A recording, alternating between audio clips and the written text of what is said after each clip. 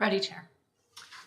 I will call the meeting to order and begin with the land acknowledgement statement.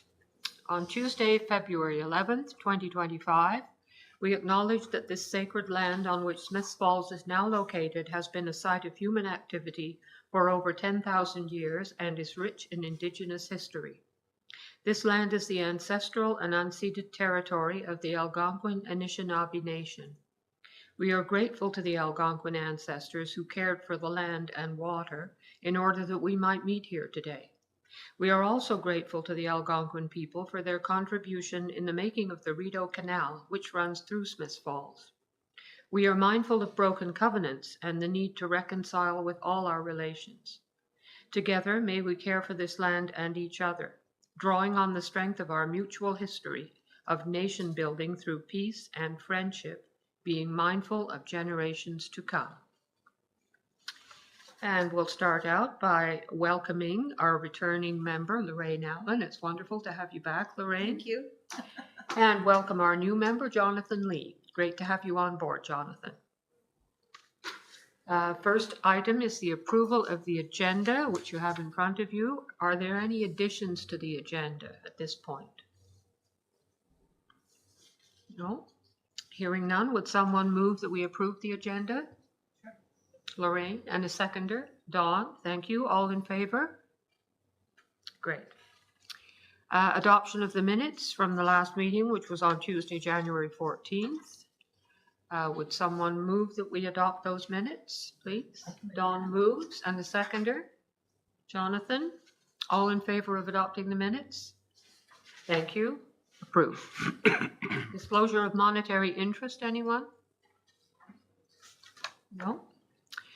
Then we'll go right ahead with our priority issues. The first item is our Stantec consultants delegation, who are going to bring us up to speed on the Heritage Conservation District planning that's underway.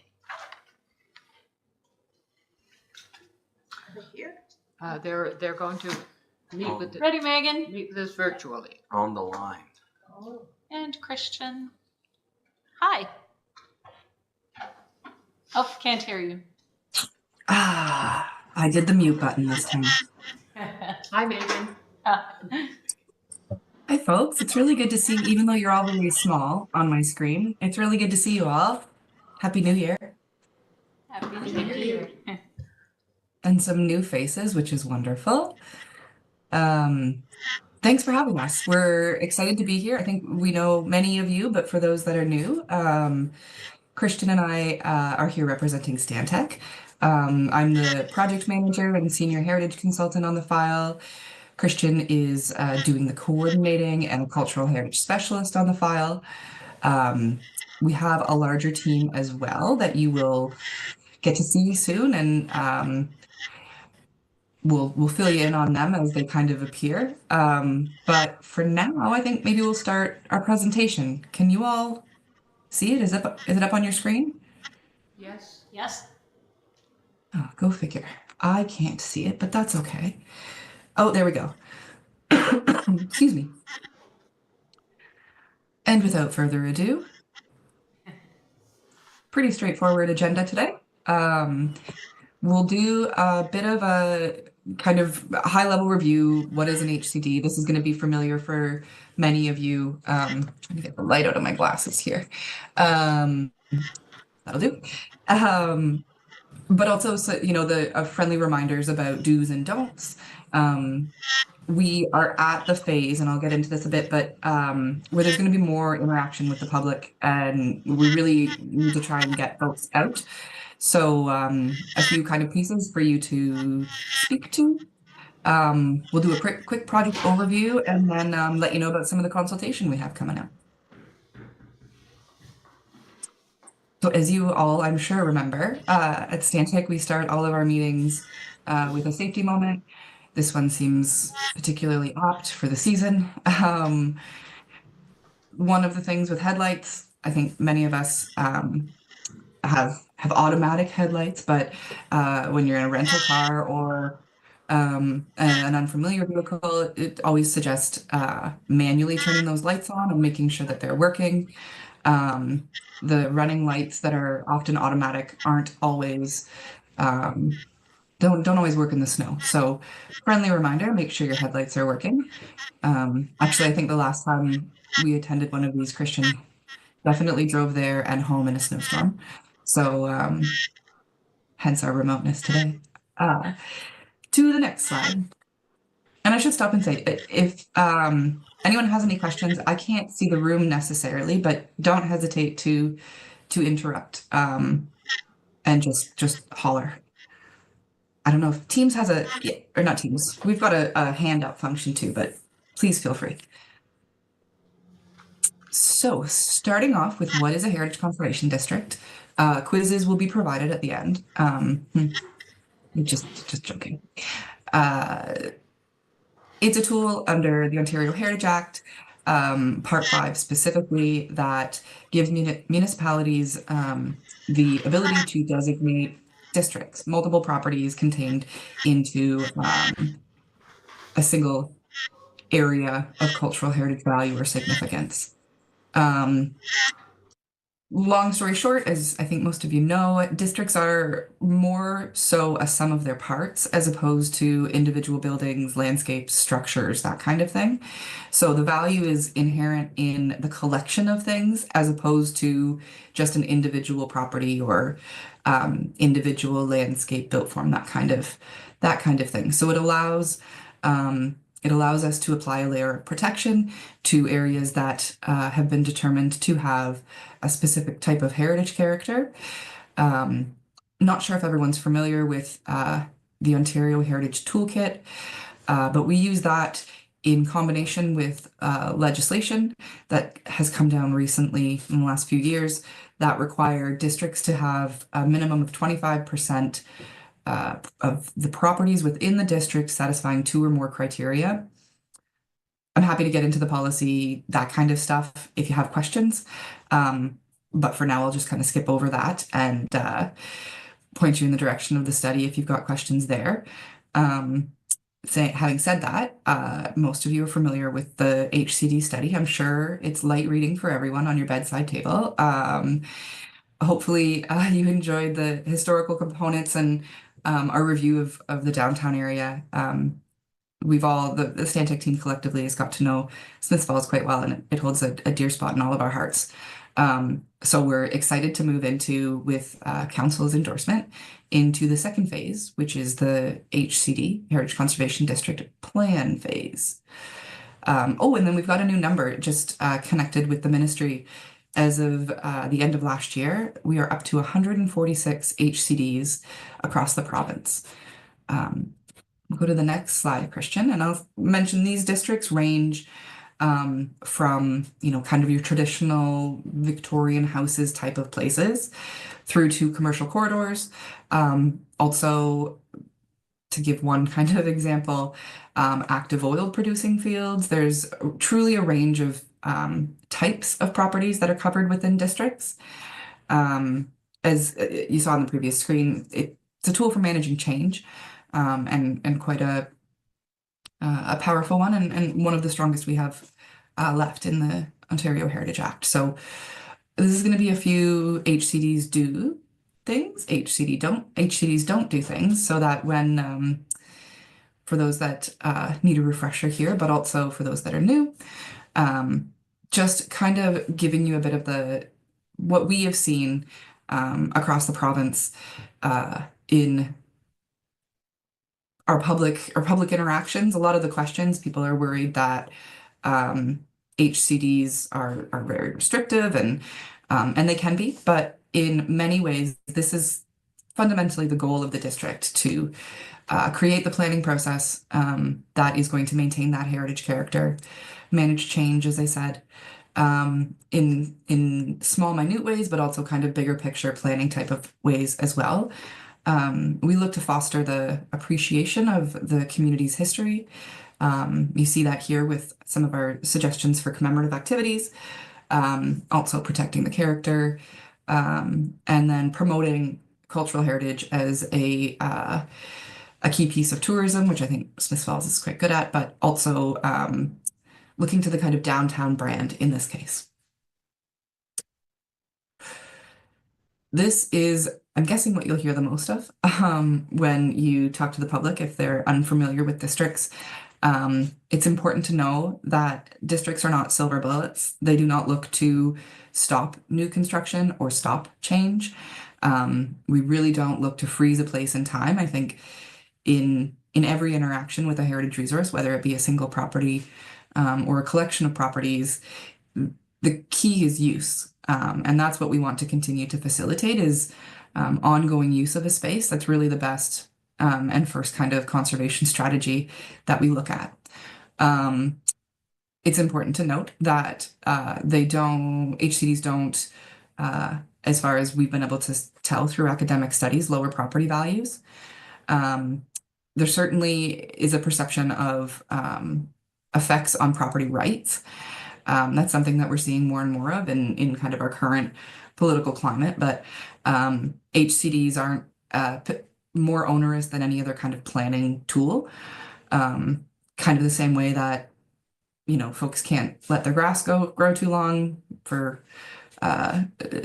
fear of looking at a bylaw, a municipal property standard bylaw, similar kind of function here.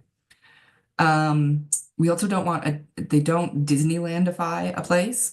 So we don't necessarily look to direct development or change in a kind of fake heritage type of way. More so looking to the past to inform the future. It also does not come with, a permit for absolutely everything. They really can be as flexible or as restrictive as the community wants it to be. So having said that, that's kind of where we are at now. Next slide, please, Christian. So we've already covered the study phase that was done in 2024. I'm still adjusting to 2025, saying that. I don't know why I find it such anyways. So that's the part where we went out and kind of looked to really quantify the character of the downtown area. We did reduce the boundaries to essentially the commercial core. And then we went to council with that after, going to the public and, as you all remember, having a number of discussions with the whether it's staff, Municipal Heritage Committee, you lovely folks, and the public as well, and then received council approval to move into the next phase. So this is the plan phase. It's kind of where we get down like brass tacks kind of thing, where we establish the framework for that change management. It's where we decide how restrictive, how flexible, and what the community really wants to see the district function like. It's not necessarily, there's not a canned approach that works everywhere. It's really something that we rely on public input to help guide.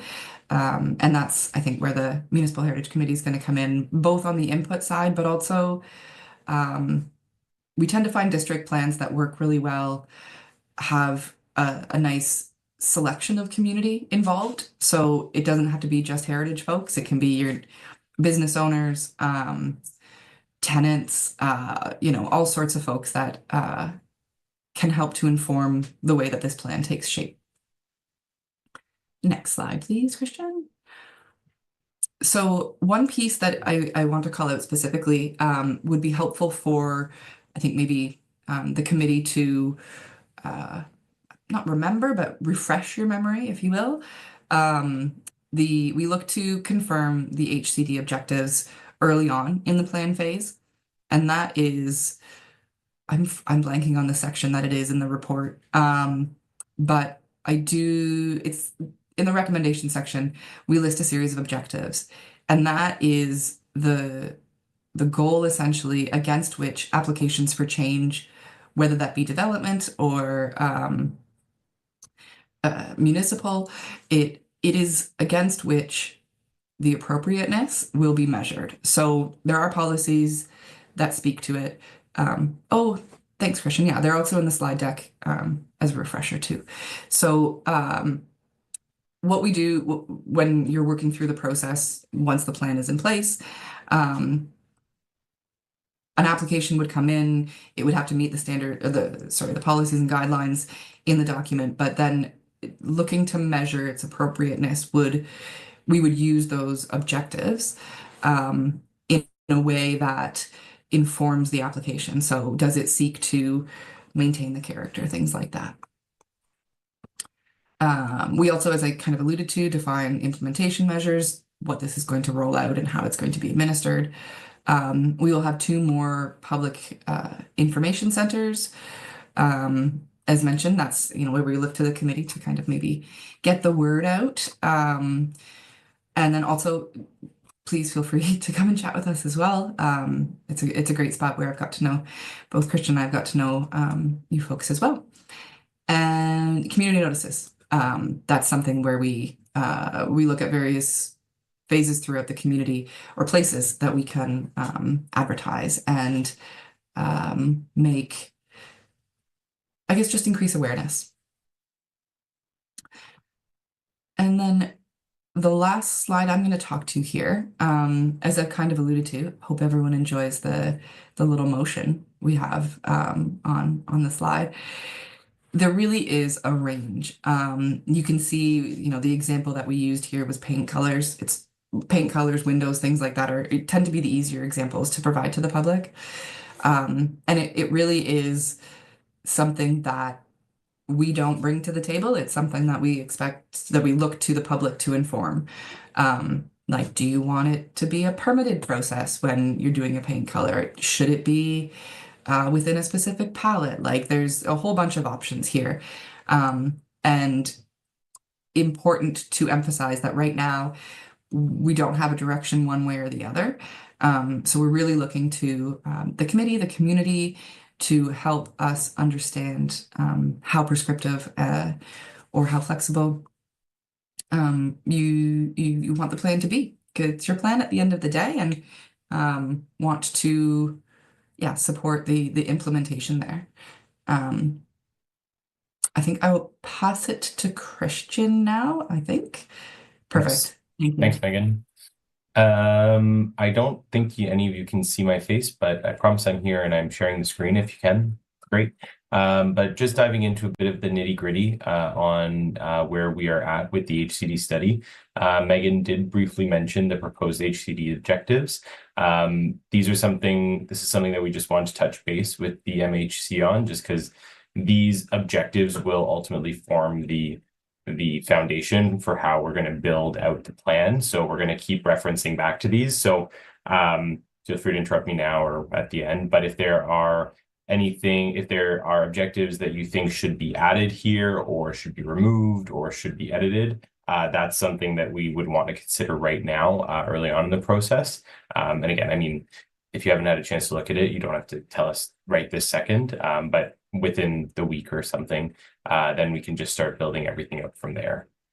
The next little bit that we're going to talk about quickly is the ongoing consultation that's going to occur as part of the HCD plan. The big ones being the public information centers. And the first one is currently scheduled for March 6th, with another one in September. So for that March 6th one, like Megan said, it would be great if we can see some of you there, if you can pass the word on to your neighbors, friends, anyone really, who would maybe be interested or maybe isn't interested, and we could make them interested after attending. We're also having meetings with our steering committee, which includes members of the public, representatives from the town and from the steering and from the Heritage Committee. And we're touching base with the steering committee once a month, just so that everyone's on the same page and that we can keep getting feedback as we develop the plan. And then we also have meetings scheduled with you folks and ultimately to council, hopefully around the end of the year. So it's a very open process communication wise. So if there's any feedback that comes in at any point throughout this plan or throughout the year, please forward it on to us or Carl or Marie or anyone, and then we'll be able to take that into consideration and take a look at it. Just a quick overview of what we're going to be talking about at the March 6th PIC. It'll be somewhat similar to this. It'll be kind of introductory, but also we'll start getting into some examples of what an HCD plan is and what are sample guidelines and policies that can be found elsewhere across the province. So we'll be looking at for example, how do we manage massing? How do we manage building materials? And how do we manage new construction? So it's kind of just it's more of an information gathering session so that we can kind of understand where the community is feeling, what they're feeling about the HCD right now, and get their preliminary input so that, again, we can take that back with us along with the HCD plan objectives and build out the preliminary plan from there. The last item that I'm going to talk about quickly is just the boundaries. So for those who are new, this might be a new image, but for those who have been here, who were here last year, this is probably familiar. The red area was our original study area for the HCD study, and ultimately we made a recommendation for the blue boundary that focuses on the commercial core of Smiths Falls. The one thing that is still under consideration, there are a couple properties located outside our proposed boundaries that we're still taking a look at. And these are things that are still under consideration. But again, if the committee or anyone has any additional information that they would like us to consider and how we're looking at this, that would be really appreciated, just to help, again, form a complete opinion for these 3 additional properties. And those are the big things that we had to talk to you about. So I think we're kind of hoping to open it up a bit for discussion, for questions, and just gather any other preliminary feedback, thoughts, or information that you might have.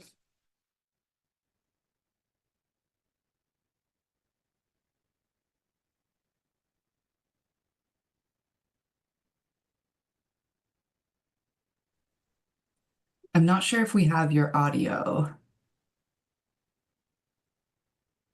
Hello, can you hear me? Yes. Go ahead. I may have missed this because I've been away for a little while and have missed some meetings, but one of the concerns when we've been trying to move forward on this for me has been how involved our store owners and the people who are in the downtown area that's designated are going to be, and how do we help that? What are some things that we should be doing to make people less afraid of the changes that are going to happen? Because I think there's going to be some of that. Yeah, absolutely. It's occurred to me too that I've kind of worked on an assumption that folks know our team. I can do a bit of an introduction a little bit later here if that would help, but certainly a common kind of concern, both from tenants and property owners. So there's a distribution list that we, through Carl and Marie, distribute notices for the public information centers. It's really the best way to kind of have a conversation, and we try to make it, as accessible as possible for folks. If there are any concerns that you hear from people, they can either, ideally, they attend the PIC so that we can kind of record their thoughts. Alternatively, we do have a survey that we hand out at the PIC, but then I believe we posted last time around the community and online as well. So I think directing people to those kind of official communication channels is our ideal so that we can track the correspondence. Alternatively, we're always happy to have a chat if that's easier. I think trying to kind of establish what I try to do is establish, like, come and participate. We can't, if you're concerned about it, we want to hear those concerns. And it really is very flexible at this point. So it is where we tend to get more of the folks who do have concerns, and without their voice at the table, it's really hard for us to come up with a plan that is going to work for everyone. Chris? Thanks, Dorothy. Excuse me, I really like the objectives. The only one that stood out to me is the second one of maintain and enhance the existing low-rise commercial character along Beckwith Street. with the mix of 2 to 4 story commercial properties. And my concern would just be that there's a lot of ways that if somebody had a significant redevelopment to take in the Heritage Conservation District area, like there'd be ways to do setbacks and design, or there's ways to put the building, if they, especially where it sits on the hill too, that it might be able to be more than 4 stories but still fit the character. So I just wouldn't want to put something in the plan that would give kind of that NIMBY tool to reduce density if it would meet the other objectives. I get what we want, where we want to keep that consistent facade and the storefront character, but just not being too limiting. If there's a really good design that's able to fit more density into that space, I wouldn't want this to stop it. So I don't know how the wording of that works, or I don't know how that comes in the final plan or as an objective, but that was my only kind of concern with reading through these today. Yeah, that's great.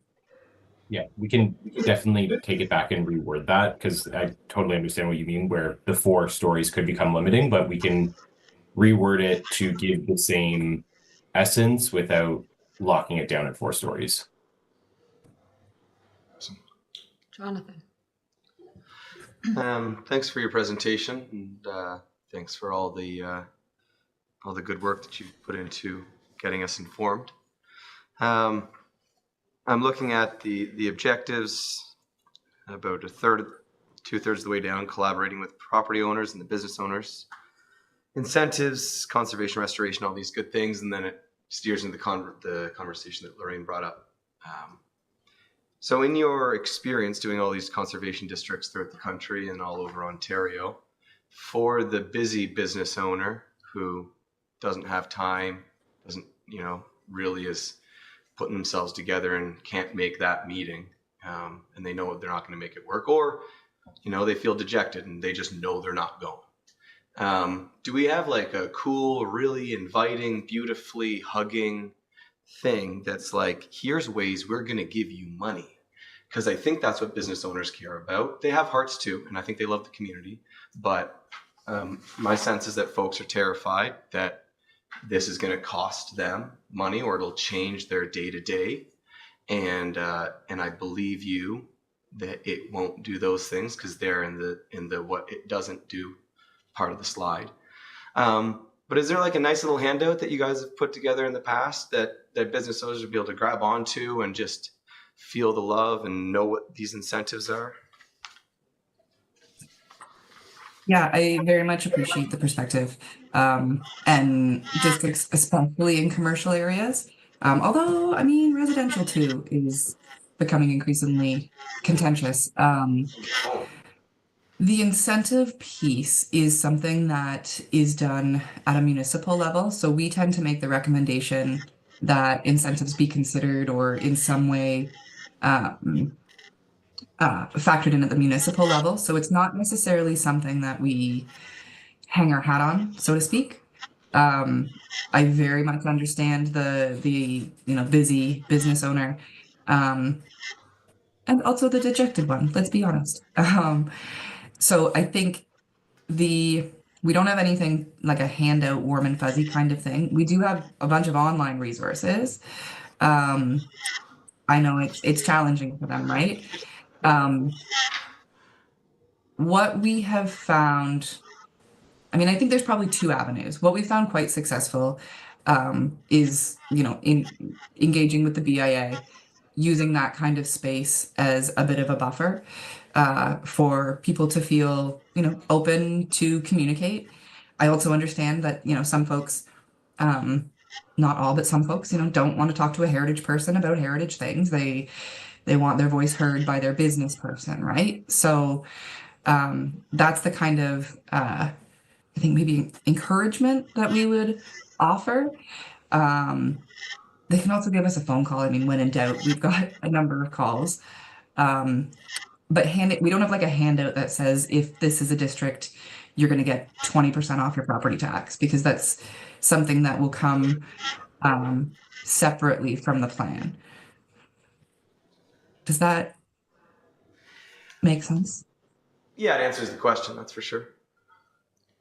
Thank you. And we do have the community improvement program in place already. Can you speak to that a little bit, Chris? Sure, yeah, and I think that's a good opportunity that as a town we need to take advantage of with the as we're talking about the plan and as we're consulting with the plan, having that information very accessible. And I know we've been working on better guides and setting those expectations. So I think that the work that's been happening on the CIP, in parallel will be really complementary to this. But I think an important thing to note is a lot of the business owners in the plan area, there's the business owners and then there's the property owners. And most of the buildings are not owned by the businesses that occupy them. And I think many of them struggle with a lack of tools of where there's not the maintenance happening in the facades, or the storefronts aren't getting the maintenance. As the renter, maybe they don't want to put a stink up with the landlord, but this gives a tool for both the municipality and the business owner that's renting the space to keep that property better maintained, which is going to be a win for their business. And when we've got a high number of out-of-town landlords in the downtown core, I think it would be a powerful tool to hold them to a higher standard if they're not making the regular maintenance investments in their properties. Because we've got some really great landlords in the downtown core, but we've also got some that aren't keeping up with the regular maintenance. So, right. Go ahead. Through you, Chair. Thanks for that segue for CIP, because there are some very good incentives in our CIP program, specifically around facade. And for heritage, if it's a designated property, there's increased funding formulas for that. So with CIP and for the Public Information Center that's coming up in March, working on right now putting together a mail out piece, a direct mail to all of the business owners and property owners in the downtown, and also within a 60-meter radius of the proposed boundaries for the HCD. So it was suggested that a direct mail to them might be the best way to get in touch with them. On the same page. So we're doing some door knocking too this year, Nice. going out to see people and landlords certainly who live in the area. Cool. That's a great idea. Thanks. I think that you connect with people much better when you're there than just a piece of paper. Especially in a small town, that's what they're used to. Definitely. Yeah. Carl is, as we speak, heading out to the Downtown Business Association annual general meeting tonight to talk about the Public Information Center on March 6th, as well as the CIP program. I've been away for a while. Is the DBA got a population now of people that are committed to it? I don't. They do. That's good. Dawn, you wanted to speak? Well, talking about all of this, and I think that's been the missing part, is getting to the business owners, because they don't necessarily own the property, so they feel that they really can't do anything. So it's to get them to understand there is a certain amount that they can do.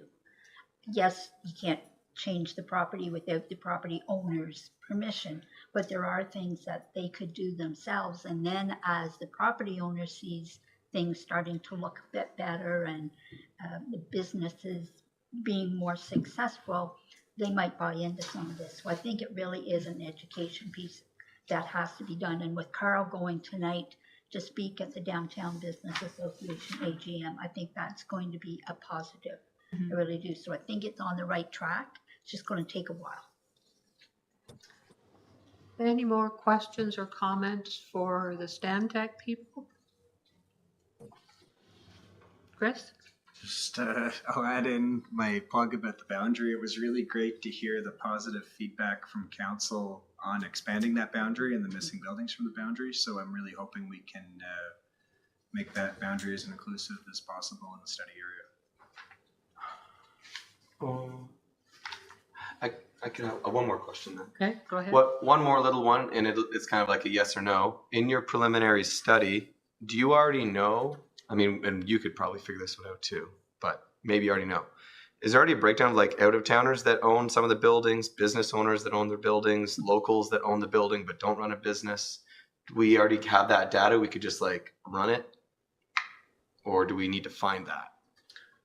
Because I don't- it's somewhere, but Yeah, through you, Chair. I don't have that. you don't have that. Do you have that? We only have it through the people who responded to the survey, which is only about 23 respondents. So we don't have that information, I think, at the level that you would want it. Great, thank you. I just have one very small comment. The first objective, you refer to Beckwith Street North and South, Main, Russell, William, and then you say Chambers Street West, but it's east. Chambers Street Okay. East. There is no west. Get some. We will The get other- that. Good catch. Any other Thank questions, you. comments? No? Okay, well, thank you very much for coming and speaking to us again and bringing us up to speed on this. It's very helpful. Thank you. Thank you for your time. Yes. See you. Take care, folks, and Bye. enjoy the rest of the meeting. Bye. Thank you. Okay, next item on our agenda is the updated committee work plan, which you have a copy of in your package. At the last meeting, we reviewed the old work plan and talked about what we still needed to accomplish. So here it is updated. Does anyone have any concerns or comments or anything we may have left out of that? Take a look at it. The third item, Heritage Register print material. Marie and I and Carl have been working on a pamphlet for property owners, which will list the advantages of, these are for individual designations, would list the advantages of designation and dispel some of the concerns and myths that people may have. We started working on that. I guess it was just that, wasn't it, as far as print material is concerned?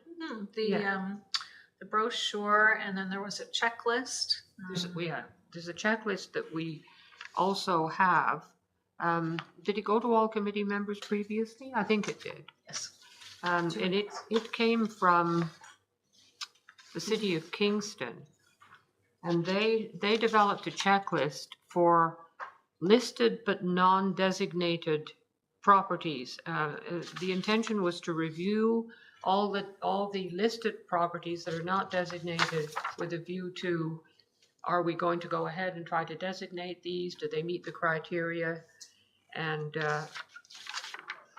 we probably need to adapt this to our own situation. I haven't tried yet to plug one of the properties into this form, but we do have this as a resource. We also have a quick guide to heritage designation in Kingston that they provided for us. So these things are in the works so that we can hopefully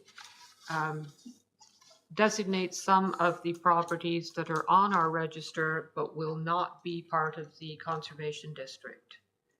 We have until 2027, I believe, I guess January of 2027, to either designate those properties or they just come off the register.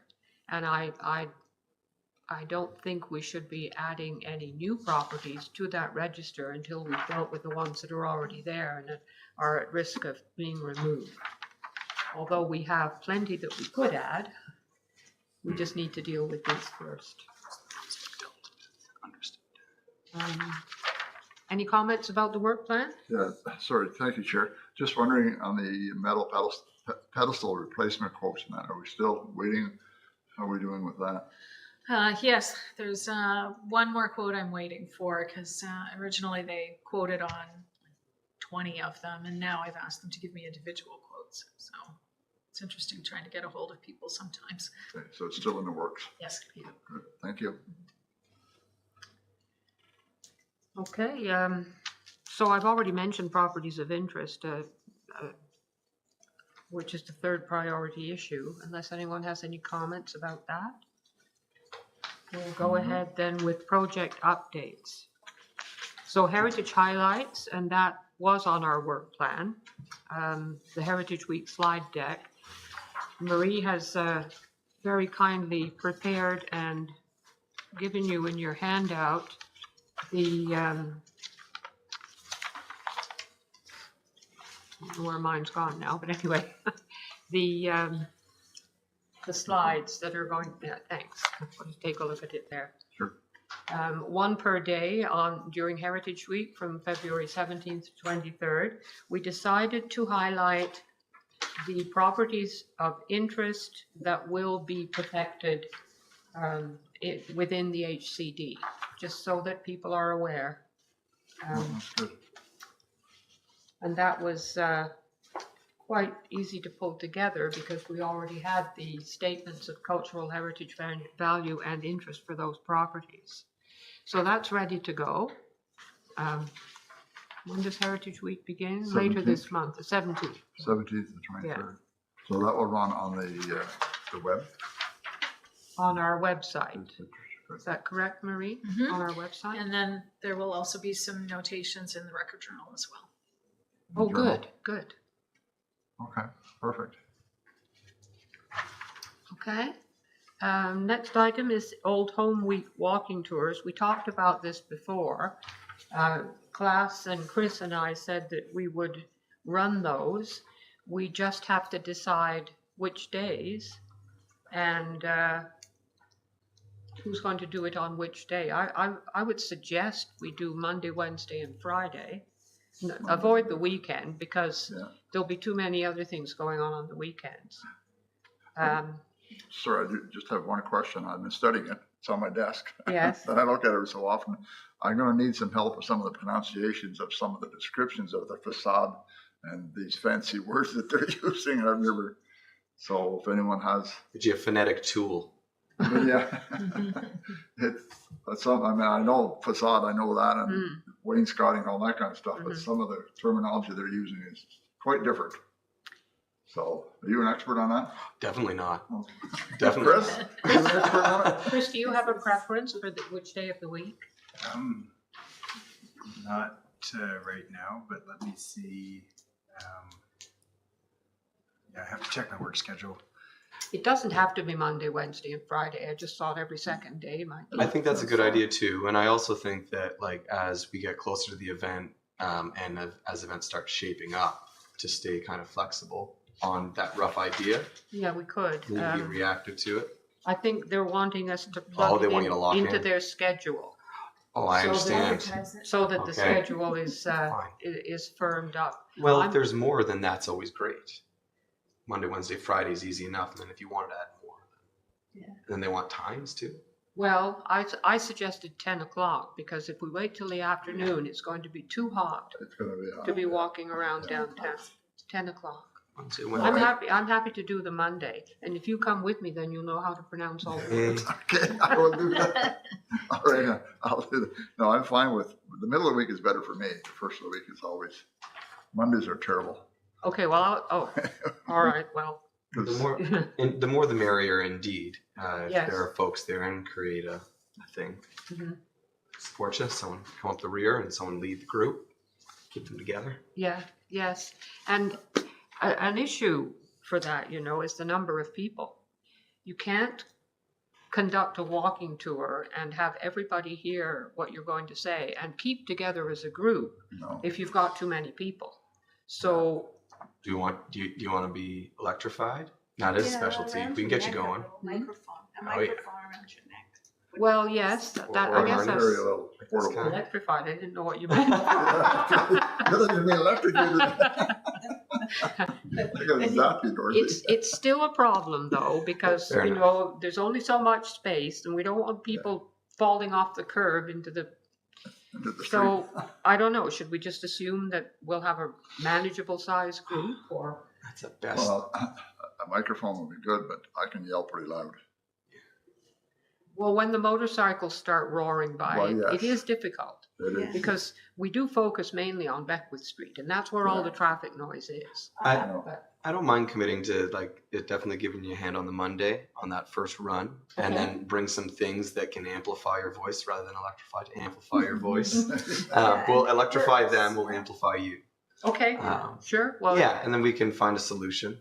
all right, And if there's only 6 people, then problem solved. yeah, I mean, I go on lots of walking tours, and I think it's the responsibility of the person going to stay with you. And so what I find sometimes is people will get way back and say, I can't hear you. Well, you're like half Yeah. a block behind us. Yeah. So I think there's a responsibility for the people on the tour to stay with there you. is, But the voice enhancer does help. yeah, okay.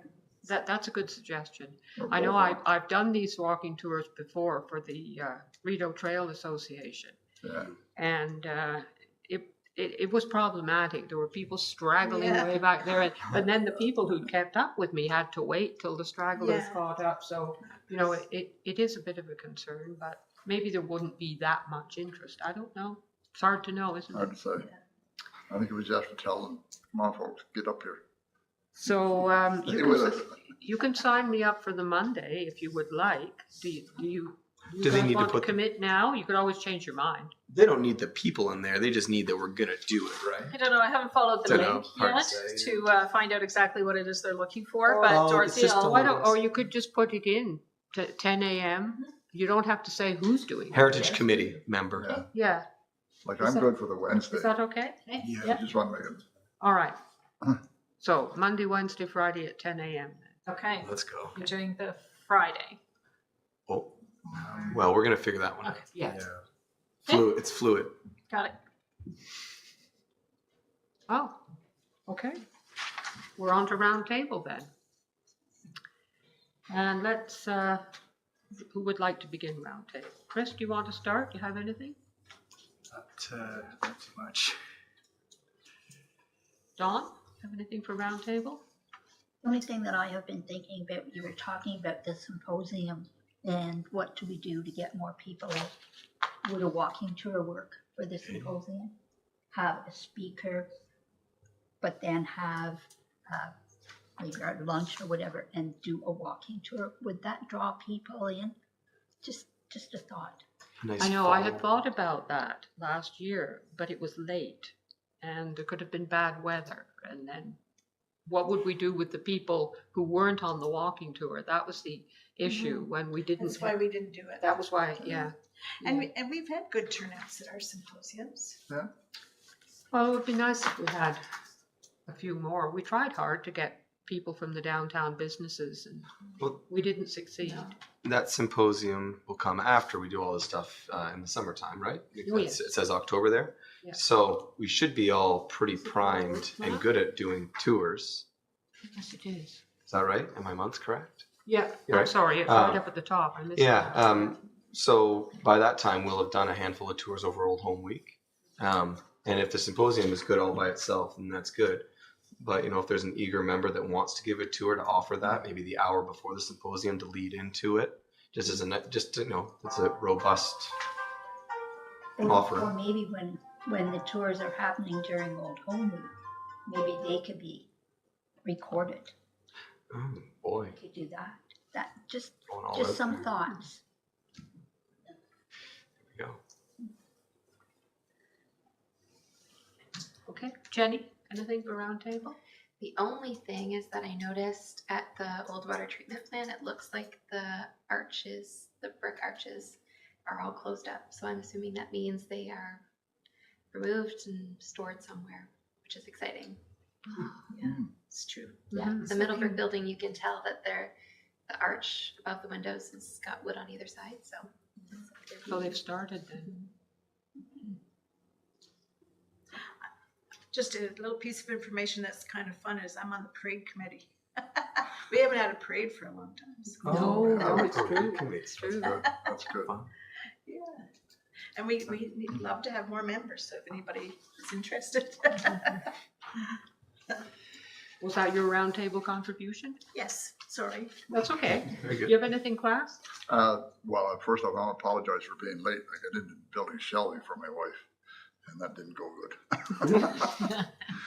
Just a question, Jenny, those brick facade or whatever, are they storing them someplace? yes, I don't know exactly. I would assume so, but I'm What's the plan for those?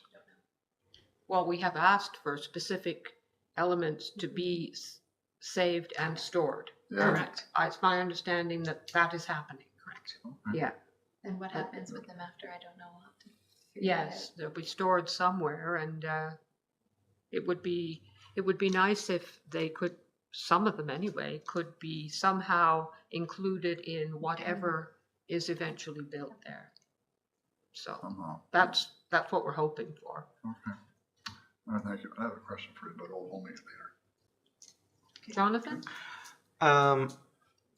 Just out of curiosity, and I don't want to spend a lot of time on it, like, maybe 2 minutes, but just as a bit of an exercise.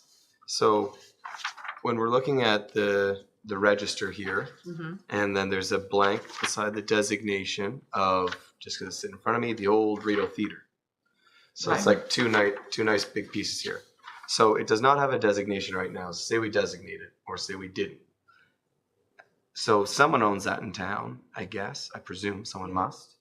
And then there's like one or two out of like many businesses that could be in there.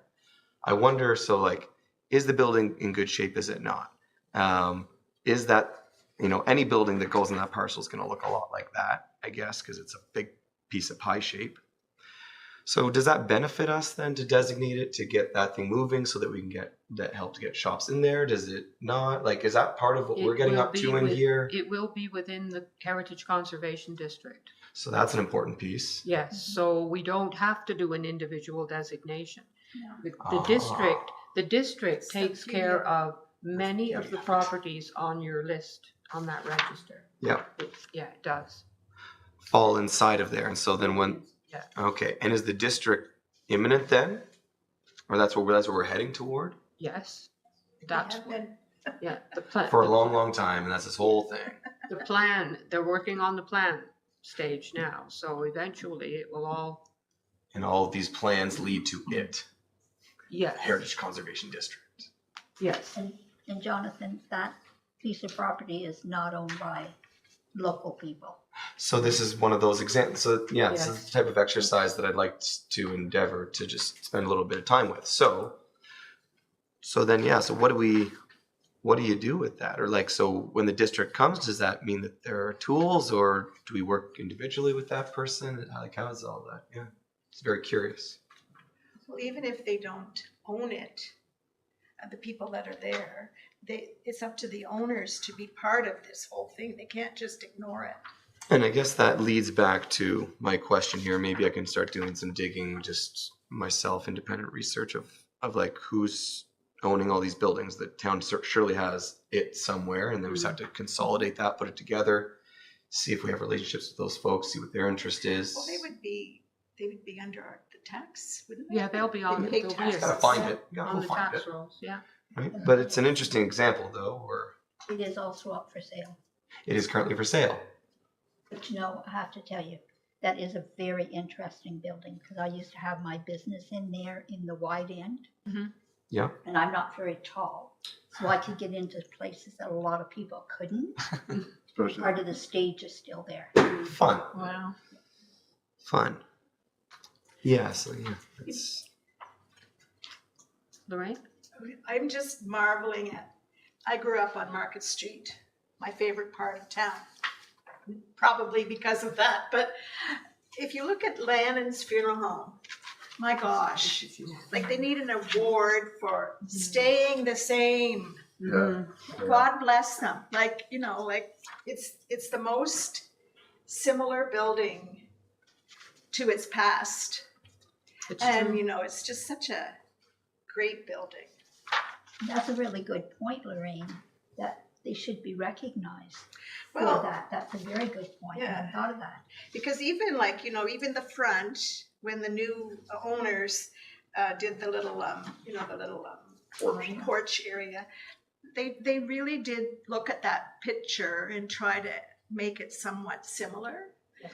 And not everybody does that. So I think it's something to really be proud of. It's a great street. I mean, the fact that the market was torn down is the worst thing we did in our town.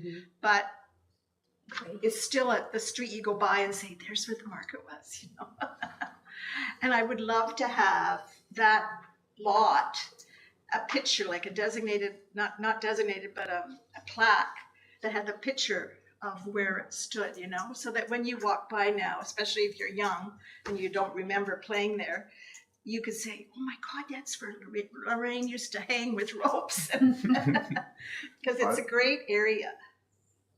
There is a pedestal there, though. For Is the there old, that says for that? the old market building, yeah, there is. Okay. It's on the corner of Market Okay. And it shows that building? it shows yeah. Yeah, there's a hand. It was the one that the snowplow hit, and we had to have it replaced. So there is. So there we is remember that one something. specifically. But it's not. I mean, none of the pedestals are really. They're not in the walking kind of purview, are they? They're not like right Yeah. closer, are they? It's right at the corner of the sidewalk. Corner of Main and what? William Street. It's on Market, Yeah. and William. William. Yeah. Yeah, up at the top corner. Mm-hmm. Anything else for roundtable that anyone wants to discuss or mention? But just a comment, Lorraine brings up a good point. There are a lot of other places in town that's just a lot. Where the Heritage Building was at one time. Yes. And I know we discussed this before, but the Santec, whoever did this survey, said you don't designate just empty lots. Mm-hmm. No, but there are other places we could have pedestals. Yeah. Yeah. There are. All right. So maybe we should be thinking about that for another meeting where people might think we should have another pedestal. We talked about the bridge, making sure we have one down there when it's gone. Well, yes, and I think that's been being worked on, and materials will be salvaged from the old bridge, and there's going to be, I don't know what it will look like, but there's going to be something. There's going to be a pedestal of some kind to commemorate the old bridge, but I don't think it'll be the same as the other pedestals that we currently have.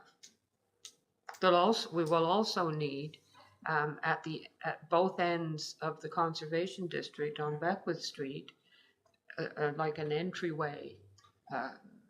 Maybe that would be a good place to have the engraved metal ones that we've talked about before, to show that you're entering the Heritage Conservation District up by the library and down at the bridge.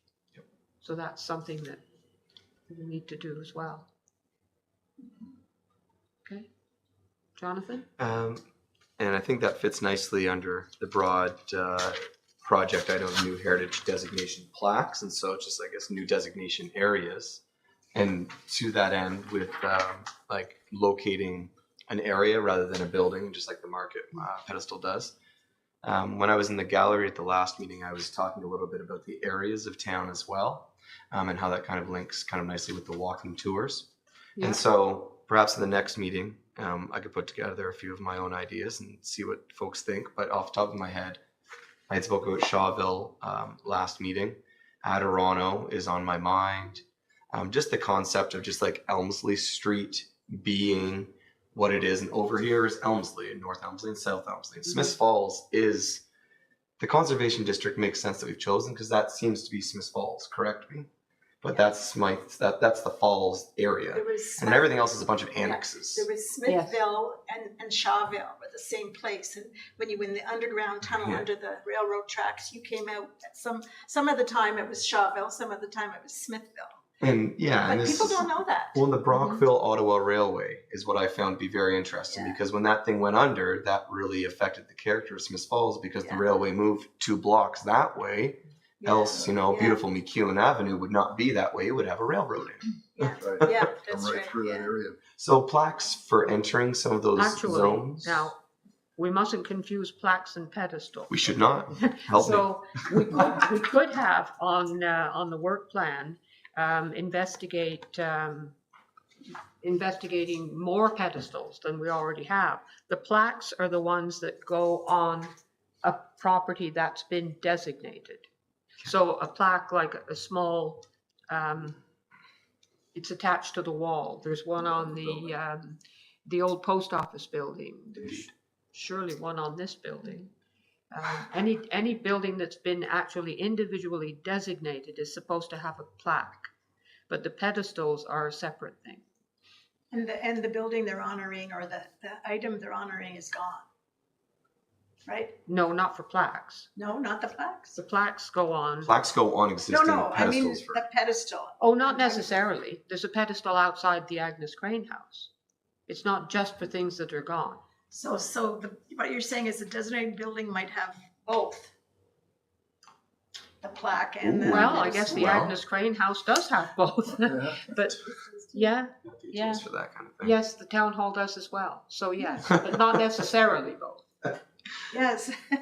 That They're not mutually exclusive. Yeah, no, Like the old post office has a plaque, but Yeah, it doesn't yeah. have a pedestal. I know. Because where would But- you but- put it? yeah. Yeah, Yeah. yeah. Okay. Okay. So that brings us to the date of the next meeting. Tuesday, March the 11th, 4 weeks from now. And would someone move then that we adjourn the meeting? Chris, thank you. Meeting adjourned.